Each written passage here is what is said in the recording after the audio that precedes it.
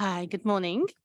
We're going to start the third session and the first session of the day, the Multi-Partner Trust Fund Consultative Forum. If you may all take your seats, I would like to ask the Director General to start with the opening statement. Thank you.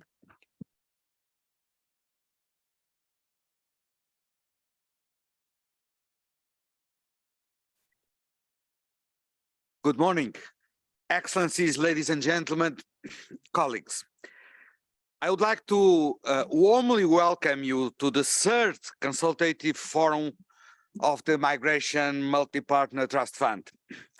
Launched in 2019, the fund is a unique vehicle that brings the Global Compact to life, contributes to the development of an ever-growing portfolio of the positive impacts of the Compact implementation, and supports the UN system-wide coherence in partnership with governments and stakeholders.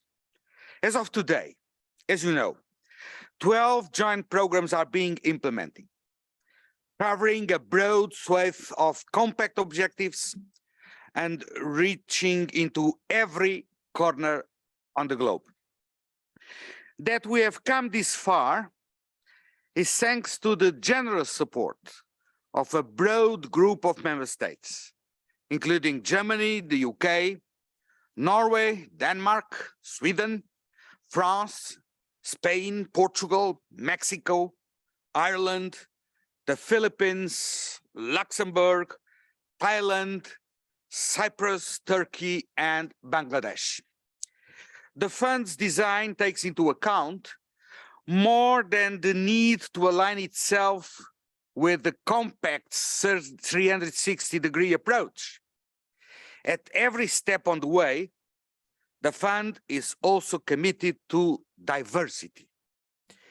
This means diversity of partnerships among participating UN organizations, government line ministries, local authorities, civil society organizations, and other stakeholders. It means to diversity of interventions, from policy-level technical assistance to pilot interventions at the field level. And it means diversity of targets, encompassing beneficiaries at all stages of the migration cycle. 3 years since our launch, we are starting to see some promising early results. For example, a new resolution on migration policy and associated action plan was adopted by the Parliament of North Macedonia in December 2021. Cross-border social cohesion was enhanced in the Parrots Big Border area of Guinea, Liberia, Sierra Leone, through strengthening security and increased information sharing among institutions and communities. Thanks to the Bridge joint program in the Philippines, the Migrant Resource Center was operationalized, and the Reintegration Advisor, an online portal containing information to help migrants navigate their return and their reintegration, was established. However, these 12 joint programs only scratch the surface, as the demand for the fund remains very strong and outweighs by far the supply. To date, the fund has received 119 concept notes from over 80 countries. In addition to those already funded, 36 of these proposals have been positively assessed by the steering committee and constitute what we call the migration MMPTF pipeline. The pipeline is still growing and full of interesting ideas. I just give you a few examples. The promotion of evidence-based migration governance for maximizing development potential of migration in Serbia. strengthening protection, safety, and well-being of unaccompanied minors and separate children in Zimbabwe, enhancing socioeconomic inclusion and access to comprehensive quality health care and protection of refugees and migrants and receiving communities in Lima, Peru, and improving social cohesion and fair access to services for migrants in Morocco. Dear colleagues, the first International Migration Review Forum that took place in New York in May was indeed a success. It was encouraging to witness such reinvigorated political investment and willingness to collectively further the implementation of the Global Compact, putting migrants at the center of our efforts. This important milestone for the Global Compact was also a key moment for the fund, as the Progress Declaration reaffirmed the role and the relevance of the fund and encouraged member states to contribute. It also presents us with an opportunity to reflect as to whether we can be even more effective in supporting priorities identified by member states and stakeholders during the debates of the forum. While the fund is already contributing to many of the recommendations from the Progress Declaration, we have also identified a number of areas that we need to strengthen. First, the fund will aim to strengthen its portfolio with initiatives focusing on climate change adaptation and resilience strengthening, as well as initiatives with a health component in order to address obstacles faced by migrants in assessing essential healthcare services, building on the lessons learned from the COVID-19 pandemic. Second, the fund will seek to do more to contribute to preventing loss of life in transit. As the fund is a development, not an emergency fund, this could be done by encouraging joint programs to have components addressing humanitarian needs of migrants in distress, or by strengthening international cooperation on missing migrants and building national capacities to provide assistance, thus building on one of the key mandates emerging precisely from the Progress Declaration. Third, the fund will further strengthen the child sensitivity principles by augmenting its portfolio of joint programs focusing on child migrants, and by developing and applying a robust child-sensitive marker comparable to the human rights and the gender markers that are already in place.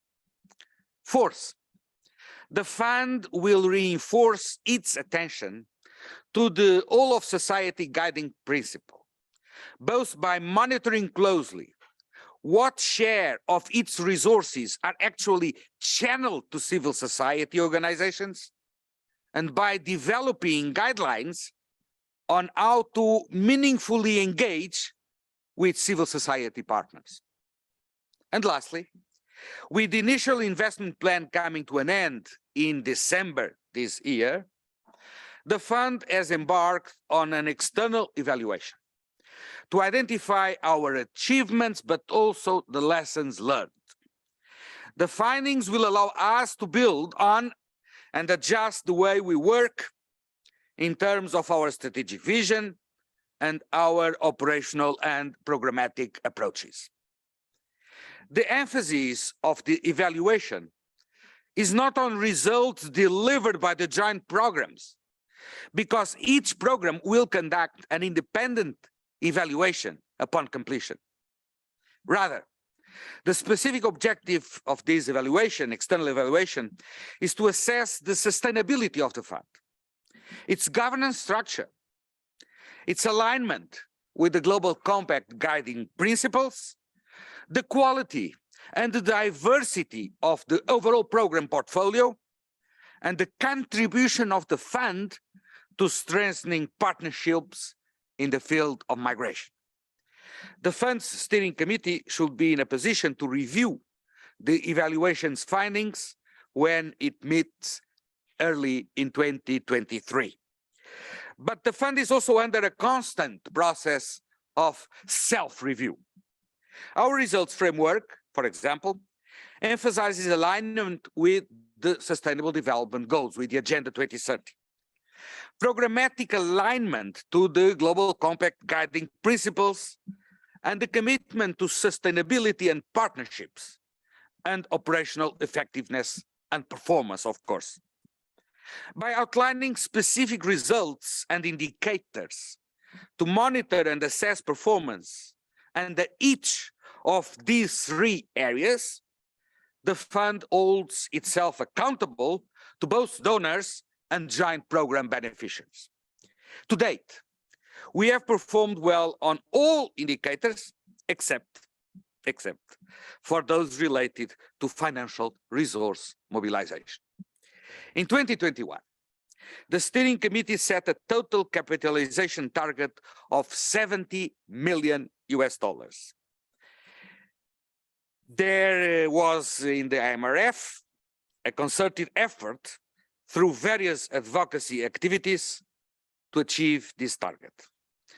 The pledges made by Azerbaijan, Bangladesh, Denmark, France, and Luxembourg in the run-up to and during the IMRF brought the total capitalization to approximately $35 million. While this only met half of the 70 million target, which I must say is a disappointment, of course, there are reasons to remain optimistic. Not least, the overall feedback on the performance and relevance of the Fund was very positive, as reflected in the progress declaration itself. From the onset, we have strived for the Fund and donor base to reflect diversity and embody the spirit of partnership of the Marrakesh Pact. No matter the size of their contribution, and I underline this, no matter the size of their contribution, our donors are, in effect, stating that they believe in the purpose of the Fund and they have faith in its design. This community, fortunately steadily growing, is of inestimable value in its encouragement of us to deliver to the highest possible standard and in its encouragement of others to likewise contribute.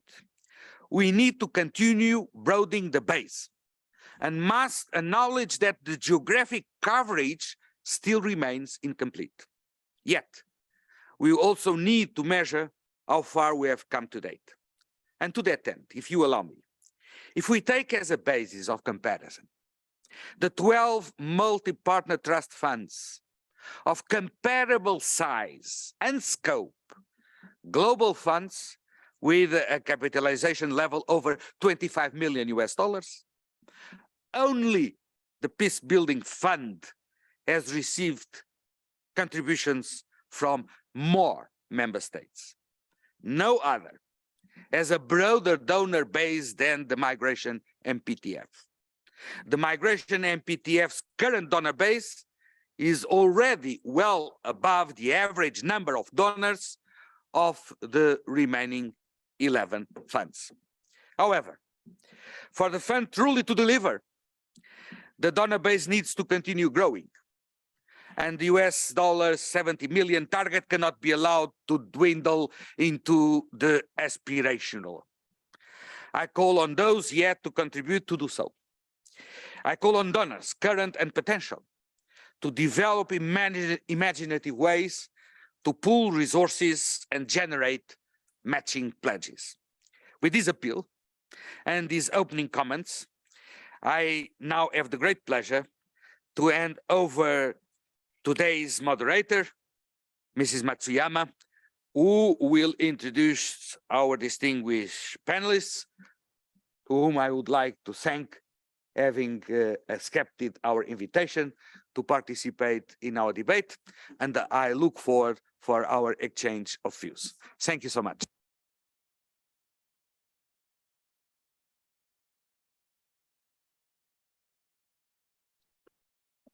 Thank you, Director General, for that comprehensive overview and also inspiring opening. So, good morning, everybody. Welcome again, distinguished guests, partners. This is the third Migration MPTF Annual Consultative Forum. As you may recall, the first two were online, so I'm very excited to see everybody face to face today. My name is Reiko Matsuyama, and I'm Senior Program Specialist with the Fund Management Unit, and I will serve as a moderator for today. First, I just want to mention some housekeeping. As you're aware, we're currently having a hybrid session. So that means that we have yourselves in the room, as well as participants online on Zoom. As of now, I think we have approximately 100 people online and approximately maybe 60, and others are coming in, so 60 plus in the room. So a great turnout. French, English, and Spanish interpretations are available. You'll use your mics here, and then online, I think you've already been given the instructions. You may see QR codes on your tables. Now, this actually would link you to a survey where you can provide feedback on the annual meeting for this session or any of the other sessions. And I really strongly encourage you to use this so that we can use your inputs for next year as well and for all the work that we do. There will also be, or there is, an interview booth set up just outside the door in the corridors. And my colleague may actually approach you to give some interviews and answer some questions. And again, thank you in advance for that. And lastly, just to remind you that the new pledging dashboard and snapshot is now available. You may have seen the information sheet that was distributed outside. And then for those of you online, the link is available on the chat. So those are some of the housekeeping. And I want to go back to the order of the day, which is as introduced by the coordinator and echoed in his opening remarks. The forum will focus on the fund's alignment to GCM guiding principles, and we will have two sessions. The first session will focus on international cooperation, and then the second on whole of society and child-sensitive approaches. We will not have any specific breaks in between as we did yesterday, but we will have Q&A sessions in between the two sessions following both the sessions.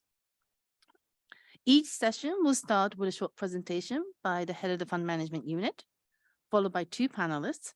And after each session, there will be a Q&A. I just wanted to make sure, I wanted to mention that we will endeavor to take interventions from diverse range of partners, so those from the room, but also online, as well as different constituents. So we have member states here today, stakeholders, UN partners, etc. However, I just wanted to mention that there have been quite a number of member states that have already expressed their interest in intervening from the floor. And depending on the number of those wishing to intervene, we may not have time to accommodate all. And I thank you in advance for your patience and understanding. And finally, concluding remarks will be made and the forum will be closed. So without further ado, I would like to go on to our first theme, which is on international and multi-country cooperation. As you may know, the Global Compact recognizes that no state can address migration on its own because inherently it is of transnational nature. So this means that implementation of GCM requires international, regional, and bilateral cooperation and dialogue. And to expand on this matter, I am going to now first hand the mic over to Mr. Philippe Grandet. He's the head of the Migration MPTF Fund Management Unit, or FMU. So Philippe, go ahead, please.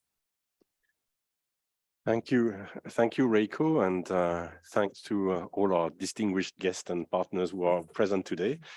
I do not wish to take much of your time, and I will quickly leave the floor to our distinguished panelists who will bring their valuable perspective on the work of the fund.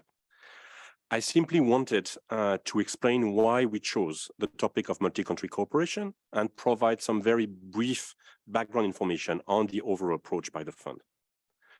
The fund is, of course, an international cooperation tool by essence, and it embodies the spirit in the way it is governed But beyond this, the fund also has a strong added value when it comes to fostering cooperations amongst countries. Most financing instruments primarily support national implementation, funding projects in a one project, one country basis. But migration is a multi-country phenomenon, which impacts places of origin, transit, destination, and return. As such, the migration MPTF must and does reflect this in the way it operates, putting an emphasis on initiatives that bring countries together. This is reflected by the fact that a large proportion of the program currently funded, it's a third actually, 4 out of 12, are multi-country programs, whether bilateral, such as the Chile-Mexico project, multi-country, like the one implemented in the border areas of Guinea, Liberia, and Sierra Leone, or broader regional initiatives, such as the IGAD in East Africa and the Pacific Regional Program. The animated map behind me displays what these funded projects are. These are the colorful ones that we see one by one. It also highlights 4 joint programs in gray that are of a similar nature and are currently in the fund pipeline. All joint programs are clearly not meant to be multi-country. There is the need and desire from the steering committee to continue funding many single country projects. However, the fact that many multi-country joint programs have been funded to date is not a coincidence. It's the reflection of an emphasis put by the steering committee, and it makes the migration MPTF a unique instrument. On this short introduction, I am now pleased to give back the floor to Reiko. Thank you, Philippe, for expanding on the uniqueness of the fund and our added value in fostering cooperation among countries. So now I would like to hand over to Her Excellency Ambassador Francisca Mendez Escobar from the Permanent Representative of Mexico. I believe her intervention will be in Spanish. So over to you, Ambassador. Thank you. Gracias, señora moderadora, señor director general Antonio Vitorino, Philippe Grandet, embajador de Fiji, embajador de Marruecos, gracias por su presencia en este foro tan importante, estimadas y estimados participantes. Para México es un honor participar en este tercer foro consultivo del Fondo Fiduciario de la Migración en su carácter a la vez de miembro de su comité directivo, donante y beneficiario de uno de los 12 proyectos que actualmente se están financiando. Desde su establecimiento en 2019 y en la medida de sus posibilidades, México ha realizado contribuciones anuales al fondo. Estamos convencidos de que este mecanismo de financiación, el único en su tipo en el sistema de Naciones Unidas, es una herramienta esencial de apoyo a los estados en sus esfuerzos de implementación del Pacto Mundial de Migración. Como sabemos, la migración es un fenómeno complejo y difícil de gestionar.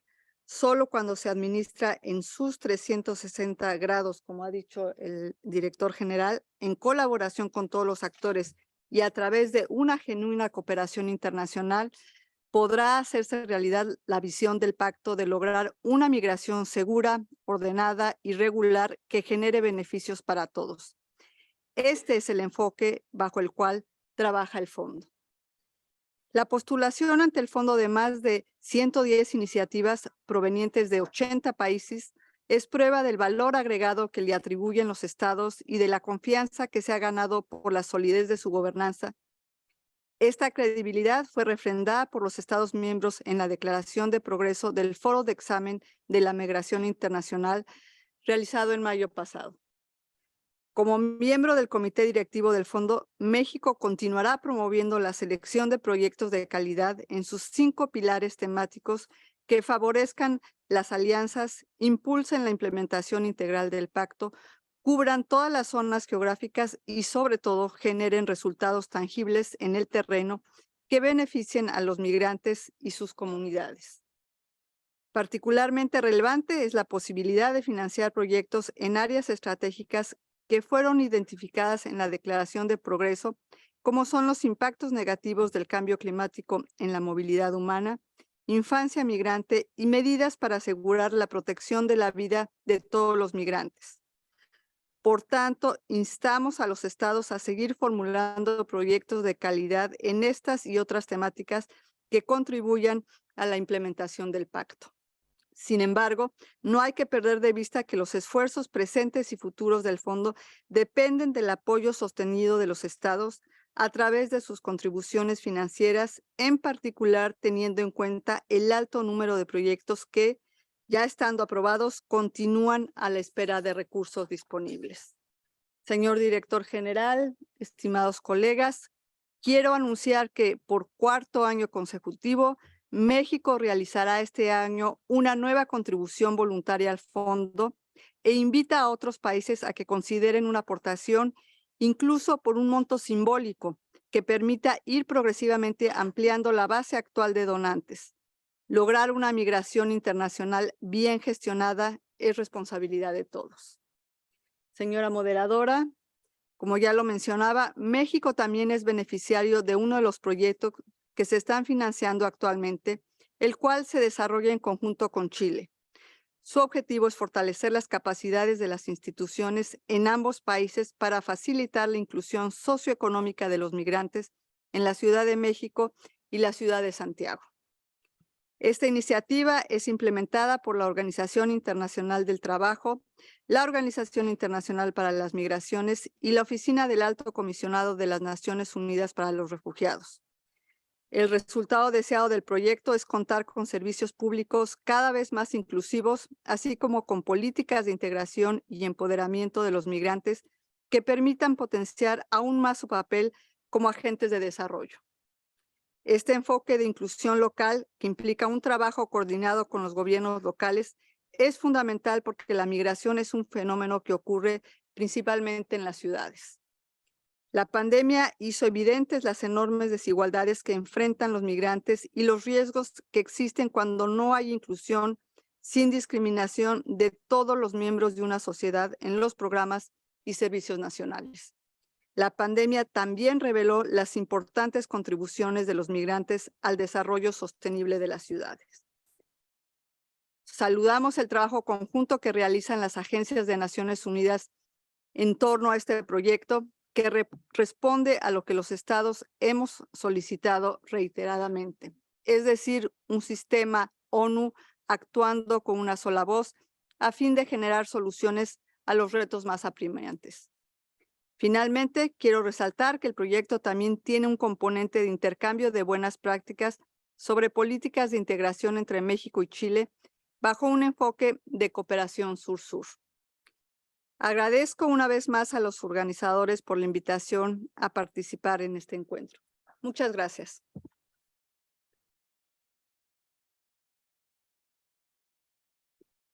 Thank you, Ambassador.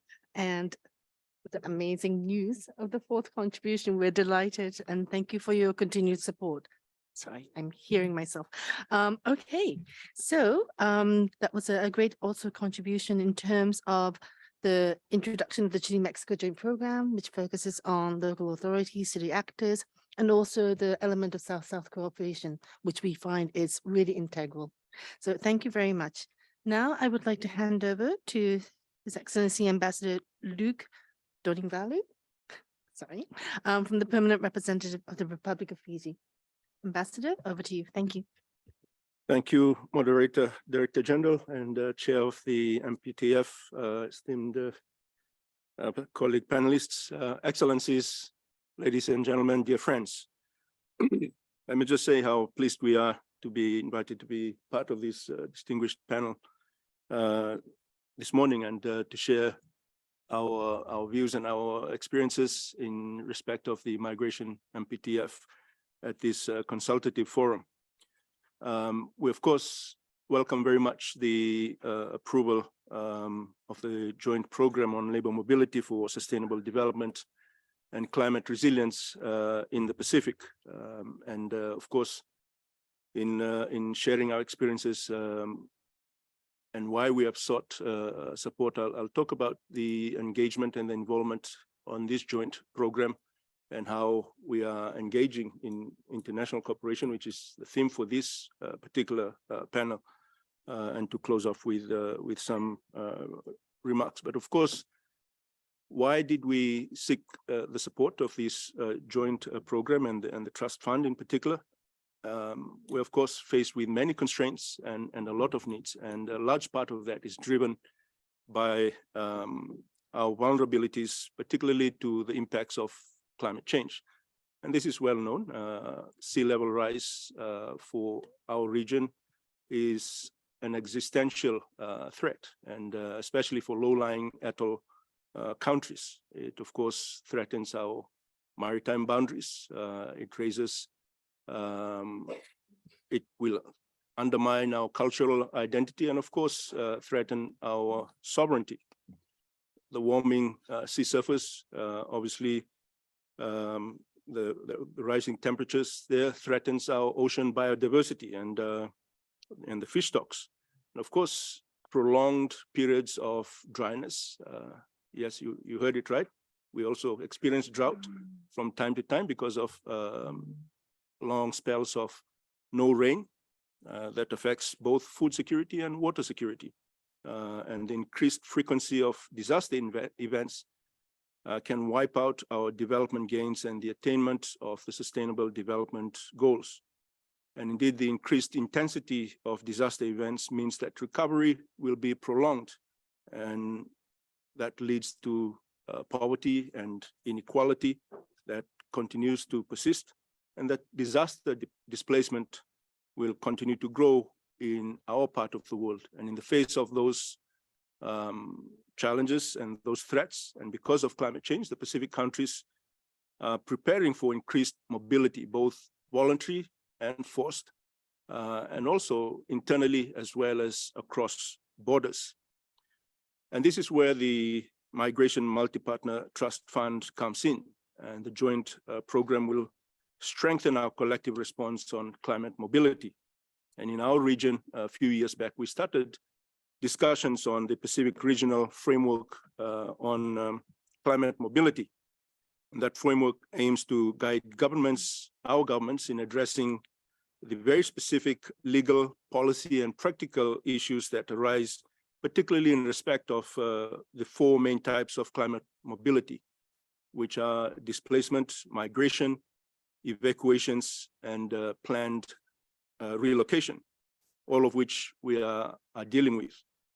And in those discussions that have been undertaken, our governments, the stakeholders, and our own communities have identified mobility as a potential strategy for climate action, where earnings from labor mobility opportunities can be used to build resilience through improving living conditions and livelihoods for our communities.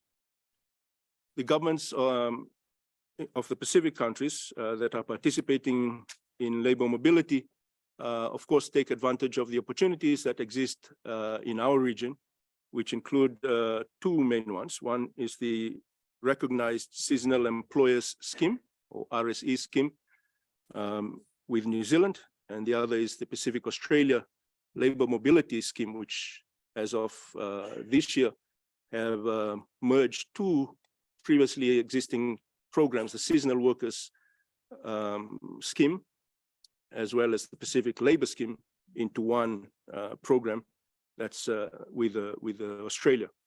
And we of course recognize that people from our countries are attracted and indeed driven by the opportunities provided under those schemes. And of course, the contribution through remittances that are provided or that they make has been significant in our economic recovery from COVID-19. So we've recognized the support of the International Labour Organization and the International Office on Migration as being both timely and indeed essential because of the extensive knowledge on both the successes and the challenges of labor mobility for our countries and in the region. And the joint program in our own region will address the challenges from existing seasonal worker schemes around decent work, financial awareness and literacy, which are issues that we face from time to time with our workers going overseas, experiencing a new culture and having to earn money that they would not have been accustomed to previously.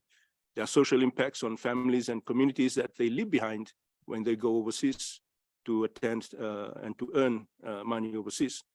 There are, of course, challenges with social and economic reintegration when they return back to home countries. And of course, the participation of women in the regional labor mobility schemes is an issue that we are also having to address currently. But one issue that perhaps may not have been covered previously, but is one that is now growing for our countries, is the national security dimensions of these labor mobility schemes, with many of the workers, our workers who go overseas, being in the able-bodied category, both men and women, and the workforce depletion in our own countries that do pose as a security issues for our governments. So addressing these challenges is important to strengthen the governance of labor migration as a climate resilience strategy in our region. And this is to ensure that we will have decent work principles and standards in labor migration programs that promote safe and regular labor mobility for workers who are involved in these programs, as well as their reintegration back into home countries. So this is a classic case of international cooperation, this joint program. It involves 5 countries from our region, Fiji, Kiribati, Tuvalu, Solomon Islands, and Vanuatu.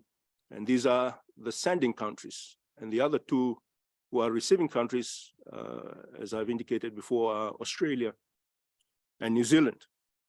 And we're all part of the Pacific Island Forum family. And so discussions within the joint program are framed around the major Pacific regional agreements that seek to address for our region human security, including humanitarian assistance to protect the rights, health, and prosperity of the Pacific people. And 2 of those that have been foremost in those discussions, a 2018 Pacific Leaders Agreement known as the Boe Declaration, and the other one was adopted this year by the 16 Pacific Island Forum leaders, called the 2050 Strategy for a Blue Pacific. The 2050 strategy focuses on 7 key thematic areas, one of which is the political leadership and regionalism, people-centered development, peace and security, resources and economic development, climate change and disasters, ocean and environment, and finally, technology and connectivity. Now, the work of the MPTF is very much aligned with our region's focus for international cooperation, given the important role of additional financing in addressing some of these common themes. And for us, the absence of climate finance to support regional initiatives on planned relocation, managing disaster displacement, and supporting labor migration for climate resilience, the MPTF plays a critical role in filling those gaps, and especially for our countries where resources are scarce. So you can be assured that your contribution towards the MPTF goes a long way for our countries, and the support to the joint program in the Pacific reinforces the MPTF to ensure that resources are provided for governments to meet their commitments and implement the recommendations that are included in the Global Compact on Migration. So let me conclude by saying that the continuing support to the GCM and all its processes is essential, and we look forward to the successful implementation of this joint program for the Pacific. And I hope to share the successes from this specific joint program in the coming sessions. Thank you again.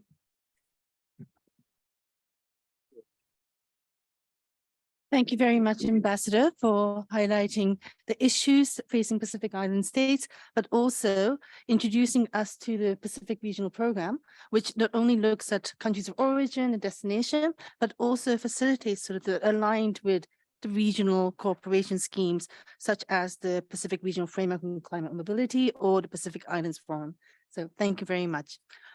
Okay, with this, we are finished with the panelists, and we would like to open the floor to Q&A.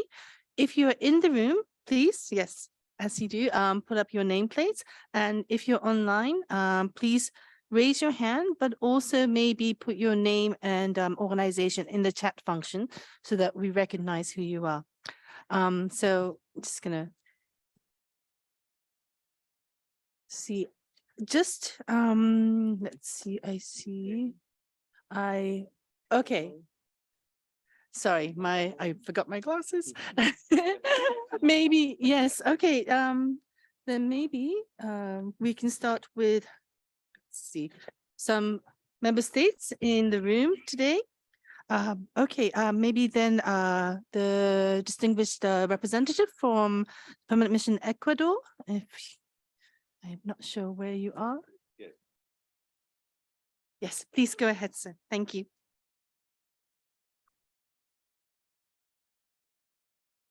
Moderadora, señor director general, señores panelistas.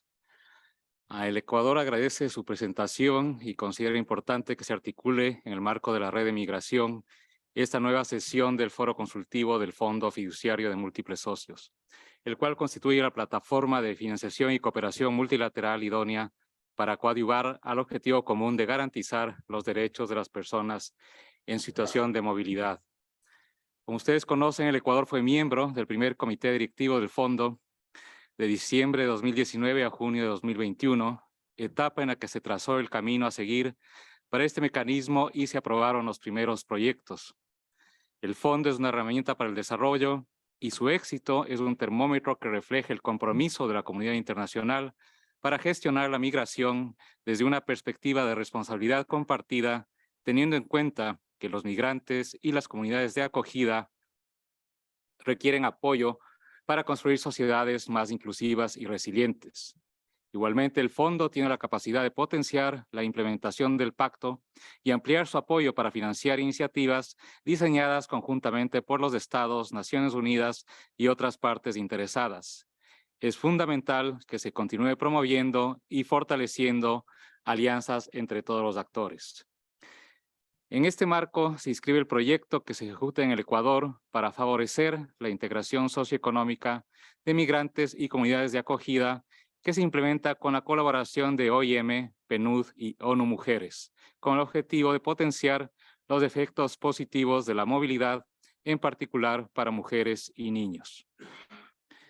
Al contar con una financiación adecuada, el fondo podrá fortalecer el desarrollo de capacidades en países de todas las regiones. Una promesa de contribución al fondo es una clara señal de confianza, señal del fortalecimiento de la cooperación entre los estados y señal de la importancia del multilateralismo para cumplir objetivos colectivos hacia una migración segura, ordenada y regular. Finalmente, reitero la disposición del Ecuador para continuar apoyando acciones e iniciativas enfocadas en fortalecer la cooperación internacional en el marco de la gobernanza de la migración bajo el principio de responsabilidad compartida y un enfoque de derechos humanos. Muchas gracias. Thank you very much, Ambassador. I think maybe may I call on the representative from the United Kingdom, please? Thank you. Thank you, Reiko, and good morning, colleagues. My name is Richard Taylor from the United Kingdom. The UK has been a donor to the MPTF since its inception. To date, we have contributed roughly $5 million. And I just wanted to take this opportunity to share some of our experience as a donor. And I think from a particular context that others in the room are likely to recognize, I don't think it's any secret that particularly in the UK, there is a lot of pressure on the ODA budget. It is often hard in that context to make the case for migration programming because it's cross-cutting. It doesn't naturally fit into simple categories. And we are under constant pressure to provide evidence of impact. But this isn't supposed to be a counsel of despair. I think the challenge we all face is if you have relatively small amounts of funding available, how do you make the best impact with them? And I think the MPTF for us has been an excellent tool to achieve that aim. Let me just highlight a couple of points which we particularly value. Firstly, obviously, it multiplies impact. We have $5 million at our disposal, but we pool this with other donors, and as the Director General says, this converts into 12 projects worldwide. This is not something we could do bilaterally. Also, we have access to the UN's network around the world, their technical expertise, their relations with host governments.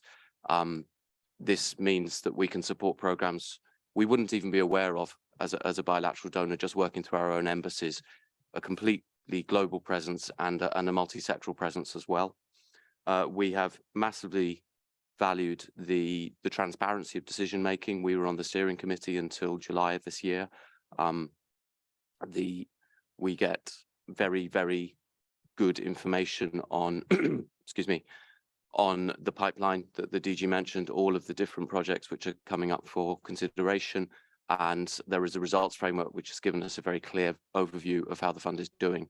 And finally, the fact that the fund provides a ready-made M&E framework as well, and the economies of scale which a large fund brings in providing really high quality M&E, and also the external evaluation which we're looking forward to participating in. So we would be very happy to share our experience further, but in brief, we are very happy to recommend this fund to other donors. Thank you. Thank you very much for that interventions. Next, I would like to call upon our distinguished partner from the United States of America. I see over there. Thank you. Thank you. Good morning. And thank you to the United Nations Network on Migration, IOM partners and member states for the opportunity to gather here for the annual consultative forum of the Migration Multi-Partner Trust Fund. It is my pleasure to be here and to speak on behalf of the United States and our support for the vision of the Global Compact on Migration. Our commitment to the vision of the Global Compact includes improving cooperation on international migration. Our national values align closely with those reflected in the Global Compact, such as promoting the well-being of migrants and the members of communities of origin, transit, and destination. In line with this commitment, the United States is pleased to announce today a contribution of $5 million to the Migration Multi-Partner Trust Fund. The United States is dedicated to supporting programs focused on climate-affected vulnerable migrants. We're very pleased to see that the MPTF Steering Committee determined that climate change and its impact on vulnerable migrants as a priority area for future programming. We are dedicated to building resilience to the impacts of natural disasters and climate change, and to managing humanitarian relief and development assistance efforts in a complementary manner to prevent, mitigate, and enhance resilience to climate impacts.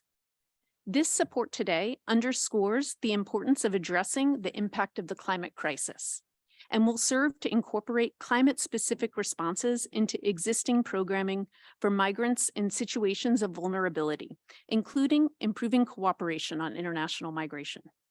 It also advances the Biden-Harris administration's climate strategy, reflected in the 2021 White House report on the impact of climate change on migration, to address the impact of climate change on vulnerable populations across the globe. We embrace the need to promote conditions for people to lead peaceful, productive, dignified, and sustainable lives in their countries of origin, making migration a voluntary option and not a matter of survival. We continue to engage with partners regarding our shared responsibility for humane migration management, which includes enforcing our respective immigration laws, expanding access to legal pathways for migration, and strengthening protection for those at risk of persecution or torture, and for victims of crimes such as human trafficking. In conclusion, the U.S. government will continue to support trusted partners to anticipate, prepare for, and respond to climate-induced migration and displacement, and to scale up support to communities to reduce the risk of climate-related disasters and strengthen resilience to the impacts of the climate crisis. We are pleased to be here today to show support for the MPTF and for the overall vision of the Global Compact. Thank you. Thank you very much for that intervention and also for the great news. Okay, I would like to call upon the distinguished representative from El Salvador. Please go ahead.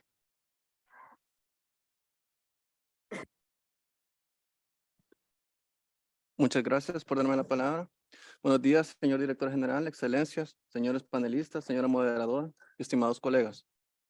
A mi país le complace estar participando en esta cuarta reunión de la Red de Naciones Unidas sobre Migración y aprovecho esta oportunidad para agradecer a los organizadores por la realización de este importante encuentro.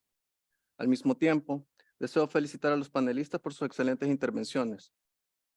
El Salvador agradece el apoyo que se brinda a través de este fondo en nuestra labor para un mejor abordaje de la migración y reconoce que el Pacto Mundial es un instrumento fundamental para el abordaje integral y humano de la migración. En ese sentido, para mi gobierno resulta sumamente prioritario su implementación dentro de nuestros compromisos y responsabilidades con los migrantes. Desde nuestra postulación como para ser país campeón de la implementación del pacto, se ha trabajado de manera comprometida en el abordaje de las causas estructurales de la migración irregular y en la promoción de una migración segura, ordenada y regular a lo largo del ciclo migratorio, con énfasis en el respeto a los derechos humanos de la persona migrante y su familia. No obstante, para mi país es preocupante las persistentes dificultades que encuentran los migrantes para acceder a la asistencia humanitaria en los procesos de tránsito y en los procesos de llegada, en particular los casos de menores acompañados. Mi país considera oportuno orientar nuestros recursos y esfuerzos para trabajar de manera articulada a fin de fortalecer las coordinaciones y mecanismos multilaterales existentes para los procesos de identificación y asistencia de personas migrantes en condiciones de vulnerabilidad para la prevención y lucha contra la trata de personas y el tráfico ilícito de migrantes, siendo prioritario el salvar vidas. Por lo tanto, estimamos esencial que los proyectos del fondo estén destinados a apoyar los compromisos determinados por los gobiernos, así como los temas relevantes observados por los actores interesados. Muchas gracias.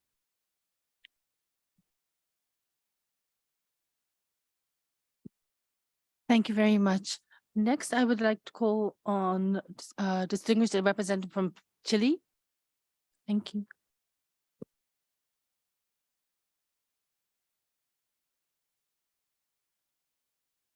Muchas gracias.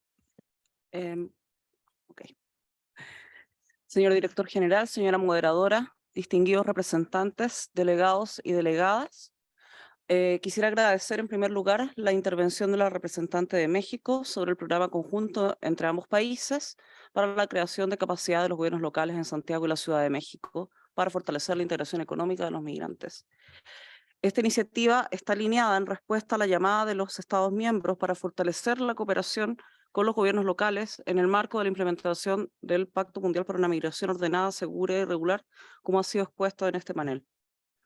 Asimismo, el objetivo del programa se centra también en mejorar el acceso de trabajadores migrantes y refugiados a través de medios de vida sustentables para asegurar la empleabilidad, acceso a oportunidades de empleos y mediante la protección social. Quisiera referirme brevemente al programa a través del cual se han apoyado iniciativas que fortalecen y articulan los servicios en ambas ciudades para proveer una respuesta adecuada a la población que enfrenta una mayor vulnerabilidad, creando también sinergias público-privadas para comprometer y fortalecer el diálogo con diferentes actores sociales. Los gobiernos locales cuentan con una experiencia acumulada en el ámbito social, conocen acabadamente las realidades de nuestras comunidades migrantes y las dificultades a las que se enfrentan para lograr una vida donde se les valore como personas capaces de aportar a la economía y a la cultura de sus países de acogida. Es en esta experiencia y conocimiento que reside la importancia de este programa. Las intervenciones del mismo se centran en tres áreas: fortalecer las políticas públicas, programas y servicios ofrecidos por actores gubernamentales y no gubernamentales, promover el diálogo social entre actores gubernamentales y sociales, y facilitar el intercambio de buenas prácticas sur-sur, como ha sido mencionado por su excelencia la embajadora Méndez. Un segundo componente, o sea, el primer componente, perdón, es la protección social, y un segundo se desarrolla a través de evaluaciones institucionales entre ambas ciudades. En este sentido, me complace informar que el programa conjunto progresó hacia el establecimiento de dos iniciativas.